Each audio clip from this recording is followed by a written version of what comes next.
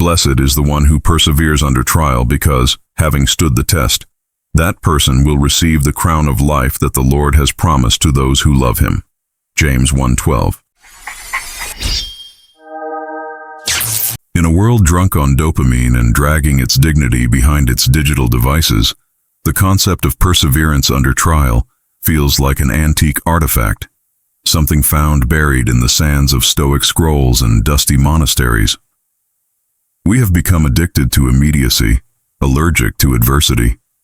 But James, the half-brother of Christ and a pillar of early Christian wisdom, offers a provocation in poetic defiance of this cultural cowardice. Endure, and you will be crowned. Let's be honest, modernity doesn't teach us how to suffer well. It teaches us to escape, to numb, to scroll until the pain evaporates or at least becomes pixelated. But James speaks of something so subversive, so radically revolutionary, that it brushes against the sacred philosophies of every ancient culture worth remembering. That self-mastery is the mark of the mature man. The Stoics, those granite-hearted Greco-Roman philosophers like Epictetus and Marcus Aurelius, understood this intuitively.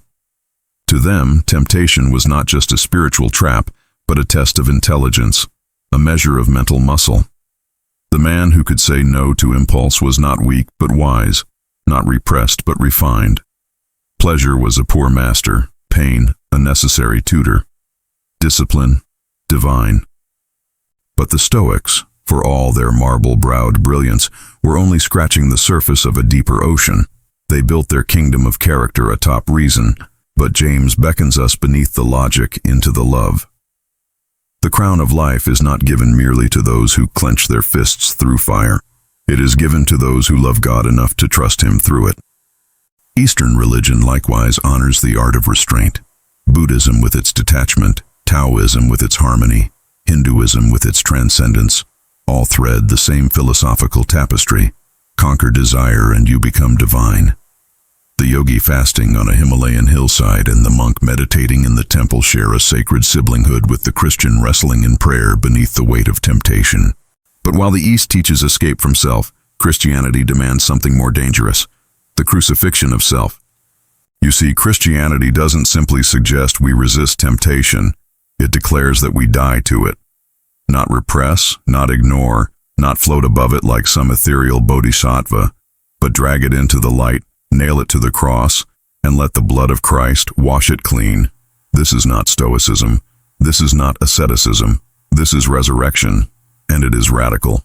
James's crown is not metaphorical jewelry. It is a coronation of the soul.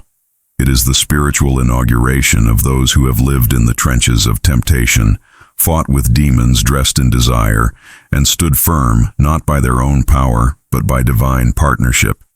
It is not just endurance. It is elevated endurance. Endurance in love.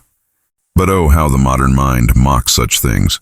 It brands them toxic restraint, moral rigidity, outdated virtue. We now celebrate indulgence as honesty, self-control as self-harm.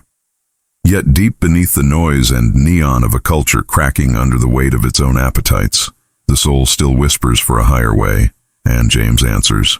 Trials, you see, are not random. They are rehearsals for royalty. They reveal what you're made of, and more importantly, what you're being made into. They are the gymnasium of grace, the sacred sweat of sanctification. When temptation rears its gilded head and hisses promises of pleasure, the man who resists is not a prude. He is a prophet. He sees past the moment into the eternal. And oh, how few can see past the moment. The flesh is loud. Lust is persuasive. Anger wears the mask of justice. Greed cloaks itself as ambition. And so the battlefield becomes not the world, but the mind, the soul. The midnight moment when no one is watching and yet everything is being recorded in the halls of heaven. Blessed is the man who resists, not because he has no desire, but because he knows desire cannot deliver what only divinity can. He is not untempted. He is unconquered. And that is the brilliance of James 1:12. It does not celebrate the sinless, but the steadfast. Not those who never fell, but those who stood, sword trembling, but standing nonetheless. This is not a gospel of comfort. It is a call to courageous consistency. A Christianity not of cotton candy sermons and therapeutic cliches, but of blood, sweat, spirit, and sacred fire. James does not whisper. He shouts in Scripture, "Hold on, stay strong, heaven is watching." The ancient Stoics sought peace through reason. The Eastern mystics sought harmony through detachment. But the Christian seeks victory through communion with Christ. We do not endure alone. We are empowered. Ours is not a dry moralism, but a dynamic, divine love that strengthens the spine and sanctifies the soul. And what is this crown? Is it gold? No. It is better. It is the crown of life, the honor of having been tested and found true, the joy of hearing your Father say, "Well done," the sacred badge that says you didn't just talk about faith, you walked through fire and still loved Him, and the fire did not consume you. It crowned you. So the next time temptation comes slithering in, do not run, do not hide, do not despair. Stand. Stand like the Stoics, think like the sages, pray like the prophets. But above all, love like Christ. For it is love that gives us strength, love that sharpens our resolve, love that lifts our chin and lets us whisper back to the darkness, "I will not bow." Smash that like button, drop a comment, and hit subscribe.